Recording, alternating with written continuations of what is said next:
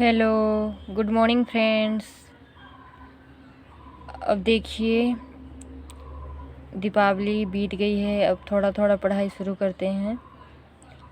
और कैसे गया दीपावली? सब अच्छा से बीत गया? ओके स्टूडेंट्स, लास्ट क्लास मेरा क्या था?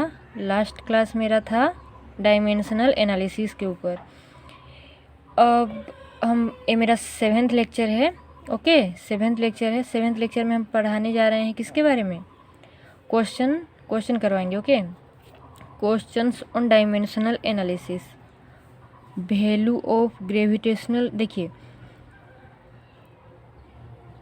पहला क्वेश्चन है, क्या कह रहा है पहले क्वेश्चन में?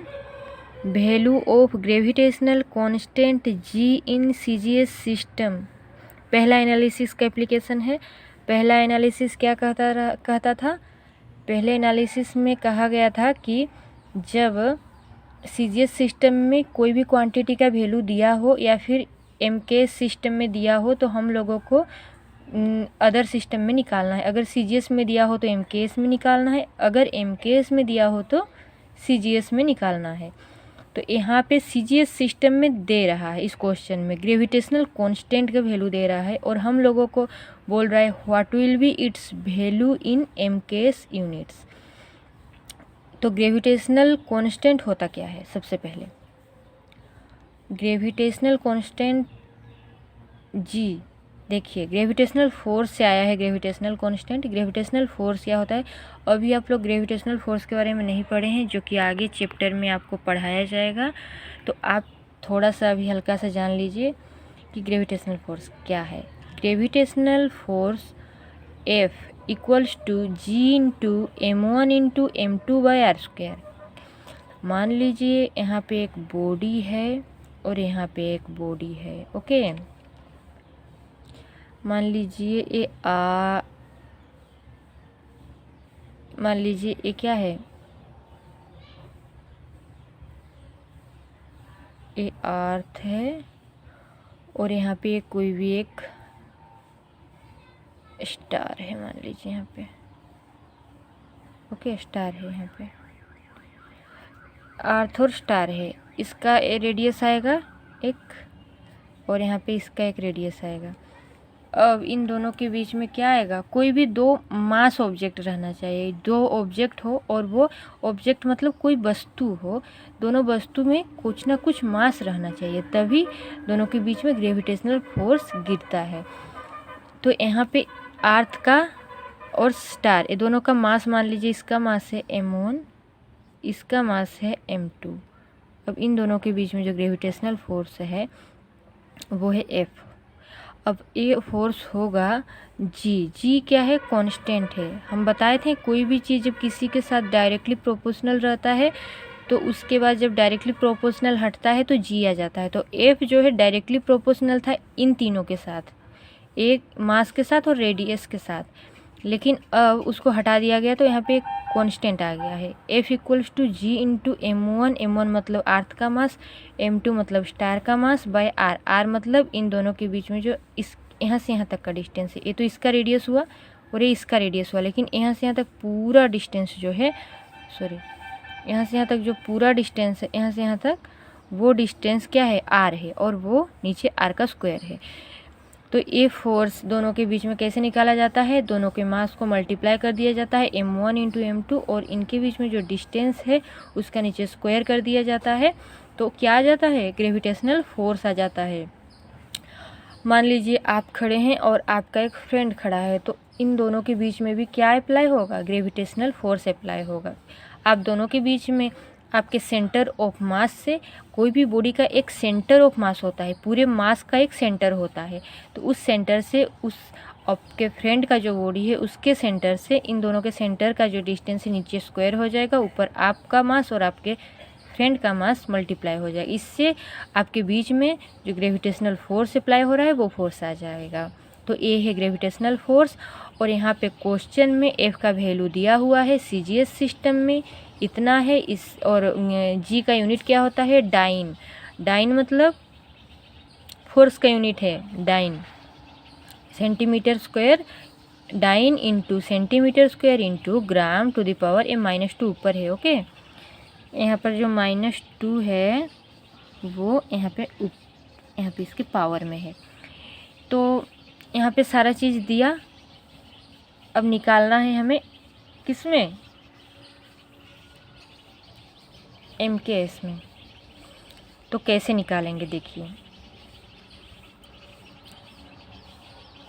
G इक्वल्स टू, हम लोग को G चाहिए, ठीक है, तो G इधर रहा, जो r² डिवाइड है वो चला गया ऊपर, इसके ऊपर चला गया, F into r², m1 into m2 यहाँ पे डिवाइड हो गया, FR² by m1 into m2। अब G का हम लोग को डायमेंशन चाहिए कि G का डायमेंशन है क्या, इसलिए हम लोग फोर्स के डायमेंशन को पुट कर दिए।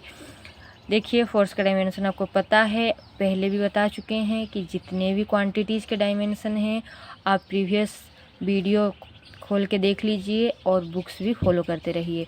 सारे क्वांटिटीज़ के डायमेंशन को कुछ पहले तो निकालिए, उसके बाद फिर आप याद कर लीजिए, क्योंकि बार बार इतना निकालना पॉसिबल नहीं है। छोटे छोटे जो भी हैं फोर्स का, वॉल्यूम का तो पता ही है, LQ होता है, तो इसी तरीके से सारे डायमेंशन आप याद कर लीजिए। अब देखिए फोर्स का पुट किए, r² मतलब r तो रेडियस लेंथ से आएगा तो L² हो गया इसका डायमेंशन। नीचे m1 इंटू m2, इसका m, इसका m² हो गया। अब देखिए अब कितना आ गया, वहाँ पे हम लोग माइनस प्लस किए तो m to the power -1, L to the power 3, T to the power -2, इसका डायमेंशन G का, ग्रेविटेशनल कांस्टेंट का। अब हम लोगों को ये प्रोसेस से निकालने का, पहले CGS सिस्टम लिखिएगा, उसके बाद ग्रेविटेशनल कांस्टेंट या फिर कोई भी क्वांटिटी का मांगा हो वो बीच में रहेगा, उसके बाद इधर MKS सिस्टम रहेगा, उसके बाद इस ए है सिस्टम 1, ए है सिस्टम 2, चाहे ए दिए रहेगा ए मांगे रहेगा, चाहे ए मांगे रहेगा ए दिए रहेगा। यहाँ पे CGS दिया हुआ है, यहाँ पे m1, इसका MLT जो फंडामेंटल यूनिट है वो है होता है 1 ग्राम 1 सेंटीमीटर 1 सेकेंड। CGS मतलब क्या, सेंटीमीटर ग्राम सेकेंड। MKS मतलब मास क्या आ जाएगा 1 kg मीटर, लेंथ क्या होगा मीटर, और टाइम होगा सेकेंड। N1 मतलब कितना क्वांटिटी दिया हुआ है G का, वो दिया हुआ है N1 6.67 into 10 to the power -8। N2 नहीं दिया है, क्वेश्चन में पूछ रहा है। अब देखिए अब हम लोग यहाँ पे ये हम लोगों का इक्वालिटी है, हमें दोनों को इक्वल कर रहे हैं। क्यों इक्वल कर रहे हैं, चाहे सिस्टम अलग अलग हों लेकिन जो क्वांटिटी है वो तो सेम है, बस हम लोग अलग सिस्टम में निकाल रहे हैं। अगर 1 kg आटा है, 1 kg आटा को हम लोग ग्राम में कर दिए तो वो जो 1 kg आटा है वो उतना ही रहेगा कि ग्राम में अगर हम लोग निकाल दिए तो क्या वो आटा ज़्यादा हो जाएगा, नहीं, ज़्यादा नहीं होगा, उतना ही रहेगा। इसलिए यहाँ पे जो क्वांटिटी है वो सेम है, वो क्वांटिटी इंटू ये जो डायमेंशनल फॉर्मूला किसका, ग्रेविटेशनल कांस्टेंट का। CGS सिस्टम में आ जाएगा आपका m1, यहाँ पे 1 दिया हुआ है, यहाँ पे MKS के लिए 2 दिया हुआ है, तो m1 L1 T1 यूज किए। ABC मतलब इसका डायमेंशन जो कि हम लोग यहाँ पे निकाल चुके हैं, ये दोनों के लिए सेम रहेगा, दोनों यूनिट के लिए, दोनों सिस्टम के लिए। Okay, to the power A, to the power B, to the power C। N2 नहीं पता, M2 to the power A, L2 to the power B, T2 to the power C। निकालना क्या है, N2 रखे इधर और ये जाके डिवाइड हुआ इधर, तो ये रहा यहाँ, ये डिवाइड हो गया यहाँ। अब देखिए इसको पुट किए N1 को 6.67 into 10 to the power -8। M1 को किसके लिए, CGS के लिए। CGS के लिए मास क्या आएगा 1 ग्राम, 1 ग्राम पुट किए, लेंथ क्या आएगा सेंटीमीटर, 1 सेंटीमीटर पुट किए, T1 टाइम 1 सेकेंड। M2 क्या आएगा, MKS के लिए मास मतलब kg आएगा, यहाँ पे पुट किए, नीचे 1 kg, यहाँ पे पुट किए 1 मीटर, यहाँ पे पुट किए 1 सेकेंड। और जो ABC डायमेंशन है G का ग्रेविटेशनल कांस्टेंट का वो सेम है, इसलिए whole to the power A कर दिए, यहाँ पे whole to the power B, यहाँ पे whole to the power C -2। अब यहाँ पे हम लोगों को चाहिए किस में, हम लोग उसी में कन्वर्ट करेंगे। चाहिए हम लोगों को MKS में, नीचे वाले यूनिट में kg मीटर सेकेंड में चाहिए, kg मीटर में तो ग्राम को kg कर देंगे। 1 ग्राम बराबर कितने kg, 1 सेंटीमीटर। हम लोग नो CGS में चाहिए हम लोगों को, तो इसलिए हम लोग kg को ग्राम में कन्वर्ट कर देंगे, मीटर को सेंटीमीटर में। 1 kg बराबर 10 टू द पावर मतलब 1000 ग्राम, 1 मीटर बराबर 100 सेंटीमीटर। यहाँ पे तो कट गया और यहाँ पे हम लोग पुट करने के बाद यहाँ पे इसको लिखे और यहाँ पे क्या आ जाएगा, वो ग्राम ग्राम कटा और यहाँ पे क्या आ गया 10 टू द पावर 3 हो गया। 1000 का मतलब क्या होता है 10 टू द पावर 3, तो 10 टू द पावर 3 मतलब -1 है मतलब -3, तो ऊपर चला गया 10 टू द पावर 3 हो गया। समझ में आ गया ना, ये क्या आ गया पूरा 10 टू द पावर 3 आ रहा है। तो यहाँ पे 1000 लिख दिए। यहाँ पर क्या हुआ सेंटीमीटर सेंटीमीटर कटा, यहाँ पर 10 टू द पावर 2 आ गया। 100 का मतलब 10 टू द पावर 2, यहाँ पर 3 है मतलब 3 दूनी 6, ऊपर चला गया तो 10 टू द पावर कितना आ गया -6, तो 6 8 मिलाए तो 11 हो, 6 8 और यहाँ पे 9 10 11, तीनों को अगर हम लोग मिलाए तो क्या आ गया 10 टू द पावर -11। यहाँ पे प्लस में है, यहाँ पे माइनस में रहेगा, तो उसके बाद माइनस प्लस करने पर 10 to the power -11। Now value of G in MKS unit is,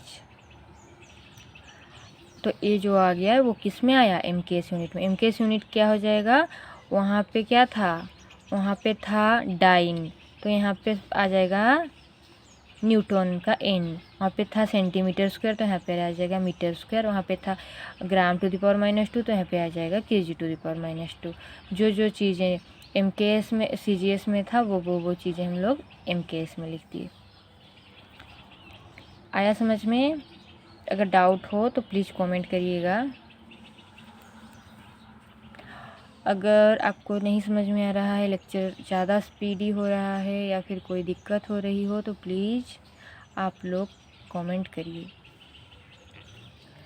अब देखिए सेकंड रिलेशन क्या था।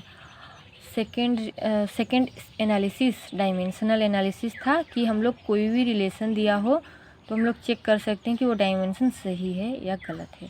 तो यहाँ पे ए रिलेशन हम लोग को क्वेश्चन में दिया है।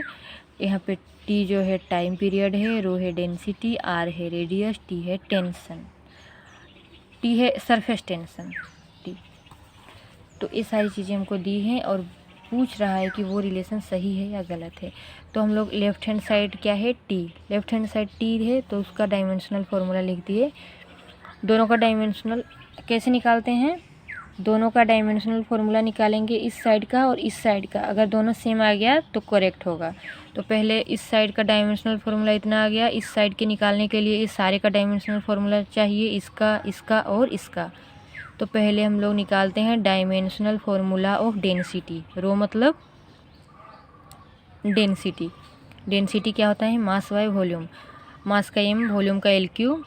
अब m1 L-3 आ गया। Dimensional formula of radius, radius का क्या आ जाएगा L टू द पावर 3 आ जाएगा। यहाँ पर पावर 3 है ना, L का अगर खाली आ रहा था तो L आता, अगर R टू द पावर 3 है तो L टू द पावर 3 हो जाएगा। यहाँ पर ये देखिए यूज में हम L to the power, use के टाइम में L टू द पावर 3 किए हैं, लेकिन हम मिस्टेक से यहाँ पे L टू द पावर 1 कर दिए तो हम वो 3 कर दे रहे हैं।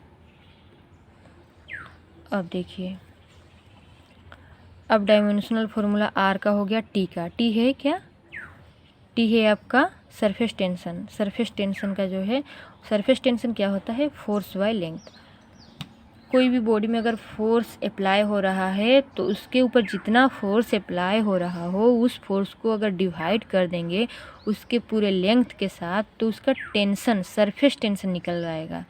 मान लीजिए आपको कोई धक्का दे रहा है तो ज़रूर कुछ ना कुछ फोर्स अप्लाई हो रहा होगा, तो आप उस फोर्स जो भी मान लीजिए 5 न्यूटन फोर्स आप पे अप्लाई हुआ तो ऊपर कर दिए 5 न्यूटन बाय लेंथ, आपका जितना लेंथ है बाय डिवाइड कर दिए तो उससे आपका सरफेस टेंशन निकल आया। तो फोर्स का unit dimensional formula m1 L1 T-2, length का L पुट की तो आ गया m1 L0 T-2। अब सारे को पुट करेंगे पूरे फार्मूला में।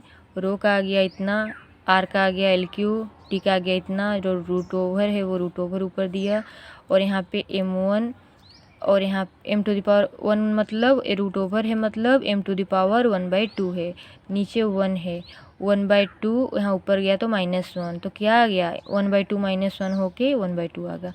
-3 + 3 0 हो जाएगा, और यहाँ पे t टू द पावर -2 है तो वो रहेगा। तो ऊपर चला जाएगा तो t टू द पावर 2 हो जाएगा, m टू द पावर -1/2। तो ये राइट हैंड साइड का डायमेंशनल फार्मूला आ गया इतना, और लेफ्ट हैंड साइड का आया था m0 l0 t1, जो कि इसके साथ मैच नहीं कर रहा है, दोनों डिफरेंट हैं। LHS does not equals to RHS, so this relation is not correct. अब देखिए तीसरा एनालिसिस क्या है। तीसरा एप्लीकेशन है कि मान लीजिए आपको कोई रिलेशन, मतलब एक फिजिकल क्वांटिटी दूसरे फिजिकल क्वांटिटी के ऊपर कितने पावर में डिपेंड कर रहा है निकालना हो, तो वो भी डायमेंशनल एनालिसिस से निकाला जा सकता है। जैसे वॉल्यूम इक्वल्स टू क्या होता है, LQ होता है। तो वॉल्यूम L पे डिपेंड तो कर रहा है, लेकिन कितने पावर में, L to the power 3 power में। तो इसका मतलब जो पावर है कितने पावर में डिपेंड कर रहा है। एक फिजिकल क्वांटिटी मतलब वॉल्यूम भी एक फिजिकल क्वांटिटी है, दूसरे फिजिकल क्वांटिटी मतलब लेंथ भी एक फिजिकल क्वांटिटी है। एक फिजिकल क्वांटिटी दूसरे फिजिकल क्वांटिटी मतलब लेंथ पे पावर टू द पावर 3 पे डिपेंड कर रहा है। इसी तरीके से मान लीजिए कोई भी हमको बोल दिया कि मास मान लीजिए डिपेंड कर रहा है वेलोसिटी के ऊपर, लेकिन कितने पावर में डिपेंड कर रहा है वो आप निकालिए। एक कुछ भी कॉन्सेप्ट दिया होगा तो आप निकालिएगा। जैसे कि इस क्वेश्चन में देखिए, assuming the mass m of the largest stone, यहाँ पे बोल रहा है एज्यूम करो कि मास है, एक लार्जेस्ट स्टोन है जिसका मास है small m, that can be moved by a flowing river, जो कि एक रिवर, फ्लोइंग रिवर मतलब बहता जो नदी है उसमें वो मूव कर रहा है, वो पत्थर डिपेंड्स अपन, लेकिन वो डिपेंड कर रहा है वो मास, वो पत्थर किसमें, द वेलोसिटी भी, किसके वेलोसिटी में, वो जो रिवर का वेलोसिटी है, पानी का वेलोसिटी, उसके ऊपर डेंसिटी के ऊपर भी, उसके पानी के डेंसिटी के ऊपर भी डिपेंड कर रहा है। And acceleration due to gravity, acceleration due to gravity मतलब small g। Acceleration due to gravity आप आगे जाके पढ़ेंगे, ठीक है, क्लासिकल मैकेनिक्स में, लेकिन अभी थोड़ा जानिए कि है क्या। एसेलरेशन ड्यू टू ग्रेविटी जो है वो है स्मॉल g। इस सारे जितने भी अर्थ में बॉडी हैं सब पे अप्लाई हो रहा है, okay, same gravity acceleration apply होता है, जो कि होता है g, और इसका कांस्टेंट वैल्यू g का होता है 9.8 मीटर पर सेकेंड स्क्वायर। मीटर पर सेकेंड स्क्वायर किसका यूनिट है, वेलोसिटी का यूनिट, इसलिए 9.8 मीटर पर सेकेंड स्क्वायर आता है।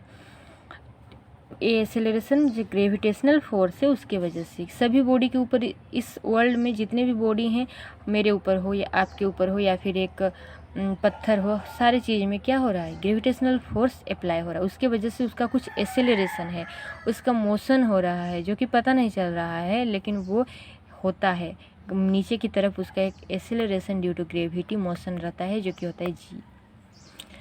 तो देखिए अब इतने चीज़ों के ऊपर उसका मास डिपेंड कर रहा है, और बोल रहा है so that it varies with the 6th power of velocity of flow, मतलब बोल रहा है इसका जो मास है वो वेलोसिटी के 6th पावर पे डिपेंड करेगा, मतलब m जो है वो directly proportional to v to the power 6 होगा। ये प्रूफ करने के लिए बोल रहा है, लेकिन हम लोग को दे क्या रहा है, पहले तो गिवन दे रहा है small m is the mass of the stone.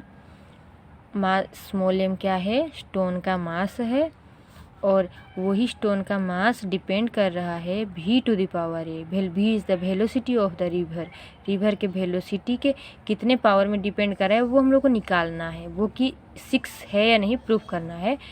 तो हम लोग टू द पावर मान लीजिए a दे दिए, नहीं पता है हम लोगों को। और मास किस पे ऊपर डिपेंड कर रहा है, डेंसिटी, रिवर के जो डेंसिटी है उसके डेंसिटी के वो भी कुछ न कुछ पावर होगा, वो भी हम लोग b दे दिए।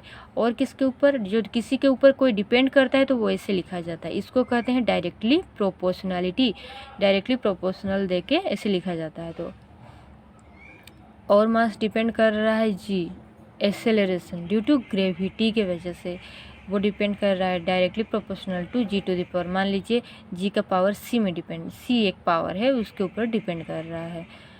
तो m अब तीनों के ऊपर डिपेंड कर रहा है, तो तीनों को ऐसे लिख सकते हैं मल्टीप्लाई करके v to the power a into rho to the power b into g to the power c, ठीक है, लिख सकते हैं ना।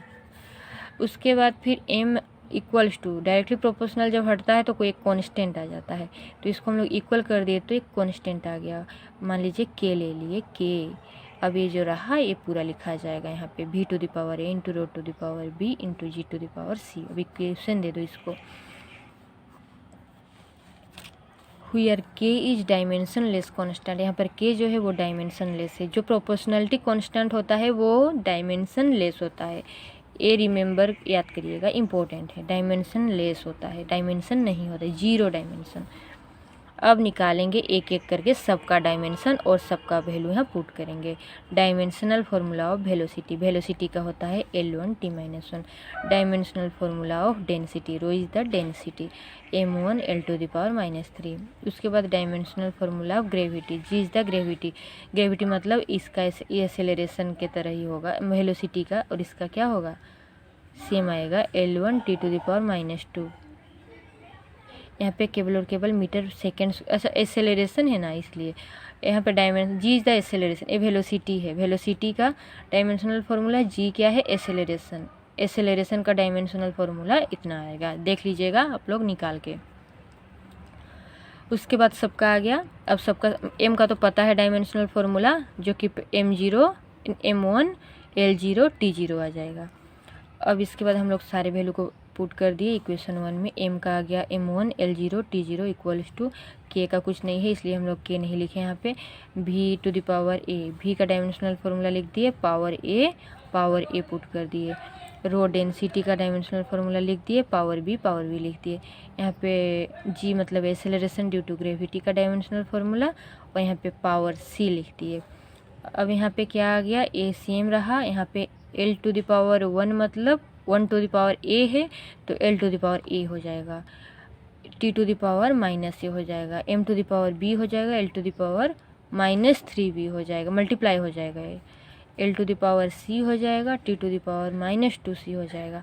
अब L का पावर यहाँ पे 2 आ रहा है, यहाँ का L दोनों को ऐड करिएगा, टाइम के साथ ऐड करिएगा, मास एक ही है, मास का रहा पर to the power b, L का इतना आ गया, T का इतना आ गया, करके देखिएगा आ जाएगा, नहीं आया तो कमेंट करिएगा, हम समझा देंगे।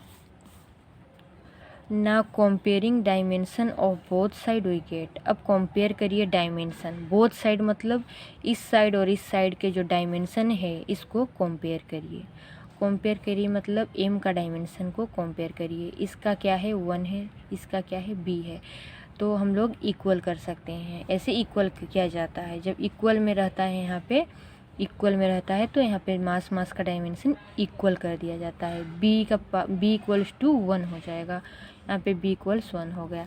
l का जो डायमेंशन है वो है a -3b + c, वो हो जाएगा इक्वल 0, यहाँ पे 0 आ गया। यहाँ पर -a -2c इक्वल्स टू 0 आ जाएगा, -a -2। अब इसको जब आप लोग सॉल्व करेंगे तो b का वैल्यू 1 पुट करेंगे किसमें, इसमें, तो यहाँ पे आ जाएगा c का वैल्यू -a/2, इसको पुट करिएगा तो इक्वेशन a इक्वल्स टू 6 आ जाएगा। आप लोग को सॉल्व करना आता है ना इक्वेशन सॉल्व करके a b c तीनों का अननोन वैल्यू है, वो अननोन वैल्यू फाइंड करना आता है, तो आप लोग a b c तीनों निकालिएगा। और यहाँ पे v का पावर किस में था, टू द पावर a में था, a कितना आया, a आ गया 6, तो इसका मतलब mass directly proportional v to the power a मतलब 6। तो हम लोग को क्वेश्चन भी यही पूछा था, तो आंसर मिल गया आपको। ओके, देखिए आज का लेक्चर यहीं पे हम लोग ख़त्म करते हैं यहाँ पे, और बाकी नेक्स्ट क्लास, आज हम लोगों का फर्स्ट यूनिट का फर्स्ट चैप्टर कंप्लीट हो गया, यूनिट और डायमेंशन और इनके न्यूमेरिकल्स भी। अब हम लोग नेक्स्ट पढ़ेंगे vector, scalar and vector. Okay, thank you to all. अगर आपको वीडियो अच्छा लगा तो प्लीज़ लाइक सब्सक्राइब करिएगा।